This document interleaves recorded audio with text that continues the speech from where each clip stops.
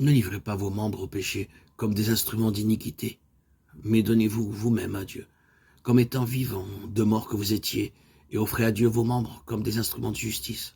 Romains 6, 13. Je parle à la manière des hommes à cause de la faiblesse de votre chair. De même donc que vous avez livré vos membres comme esclaves à l'impureté et à l'iniquité pour arriver à l'iniquité. Ainsi maintenant, livrez vos membres comme esclaves à la justice pour arriver à la sainteté. Romains 6, 19. Ces deux passages nous montrent que Dieu peut sauver les membres de notre corps pour arriver à la sainteté.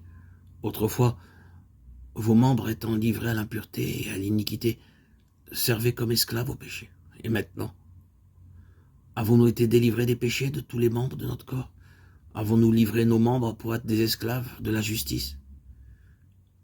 Si nous ne les avons pas livrés comme tels, alors nous sommes toujours esclaves du péché et n'avons pas encore obtenu un plein salut. Mais Christ peut sauver tous les membres de notre corps pour être esclaves de la justice afin d'arriver à la sanctification. Ceci est possible et accessible. Louons son saint nom. Louons l'Éternel. Jésus-Christ, Yeshua, Roi, Messie, Melech HaMashiach, que ton nom précieux et puissant soit loué, chanté, et que nous puissions toujours suivre le chemin auquel tu nous as placés et dans lequel tu attends de nous de faire ta sainte volonté. J'ai été crucifié avec Christ et si je vis, ce n'est plus moi qui vis, c'est Christ qui vit en moi. Si je vis maintenant dans la chair, je vis dans la foi au Fils de Dieu qui m'a aimé et qui s'est livré lui-même pour moi. Galates 2, 20. Ceci est un verset des Écritures qui nous est très familier et que beaucoup d'entre nous peuvent réciter de mémoire. Cette parole déclare que Dieu nous sauve à tel point que non seulement nous sommes crucifiés avec Christ, mais que Christ vit en nous, maintenant. La parole ici ne dit pas que je peux être comme Christ ou que je dois imiter Christ, mais que maintenant Christ vit en moi. De cette manière, Dieu avait sauvé Paul, et ainsi, il veut nous sauver.